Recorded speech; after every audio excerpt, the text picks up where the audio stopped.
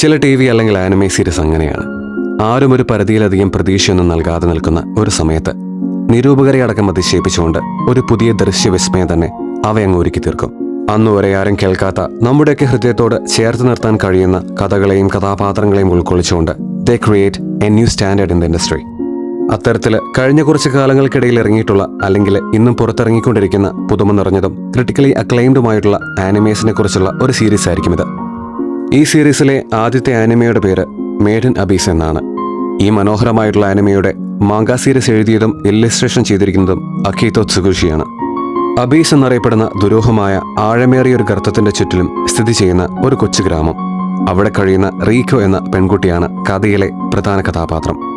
കൊച്ചുകുട്ടികളെയൊക്കെ കാണിച്ച് വളരെ സിമ്പിളായിട്ട് തുടങ്ങി വെക്കുന്ന ഈ ആനിമെ ആരംഭത്തിൽ കഥയുടെ ഗൗരവത്തിന് ഒരു മറയാണെങ്കിലും കഥ പുരോഗമിക്കും തോറും ഗംഭീരമായ വിഷ്വൽ ട്രീറ്റ്സിലൂടെയും ശക്തമായ പ്ലോട്ട്സിലൂടെയും ക്യാരക്ടർ ഡെവലപ്മെന്റ്സിലൂടെയും കാഴ്ചക്കാരെ പിടിച്ചെടുത്താൻ കേൾപ്പുള്ള ഒരു കഥയായി മാറുന്നുണ്ട്. ജിബ്ലി സ്റ്റുഡിയോ ഒരു സീരീസ് ചെയ്തു കഴിഞ്ഞാൽ അത് ഏറെക്കുറെ മേഡ് ഇൻ അബീസ് പോലെ ആയിരിക്കുമെന്ന് ഇത് കണ്ടുകൊണ്ടിരുന്നപ്പോൾ പലപ്പോഴായിട്ട് എനിക്ക് തോന്നിയിട്ടുണ്ട്.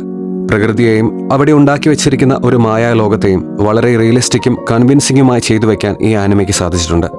2 സീസൺസും 3 സിനിമകളുമാണ് ഈ ആനിമേ സീരീസിന്റെ ഭാഗമായിട്ട് ഇതുവരെ പുറത്തിറങ്ങിയിരിക്കുന്നത്. 3rd സീസൺ 2023 ജനുവരിയിൽ പ്രഖ്യാപിച്ചുവെങ്കിലും ഇതുവരെ കാര്യമായ അപ്ഡേറ്റ്സ് ഒന്നും ഇതിനെപ്പറ്റി പിന്നീട് വന്നിട്ടില്ല.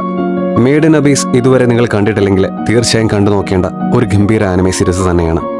നിങ്ങൾ ഇത് കണ്ടിട്ടുണ്ടെങ്കിൽ let me no what you think about this anime in comments. ഇതുപോലെയുള്ള വ്യത്യസ്തവും ഇൻട്രസ്റ്റിംഗുമായിട്ടുള്ള ആനിമേഷനെ കുറിച്ചും നിങ്ങളുടെ ഫേവറേറ്റ് ക്യാരക്ടേഴ്സിനെ കുറിച്ചുമുള്ള മലയാളം റിവ്യൂസ് കേൾക്കാൻ നിങ്ങൾക്ക് താല്പര്യമുണ്ടെങ്കിൽ തീർച്ചയായും ഫോളോ ചെയ്യാൻ മറക്കില്ല.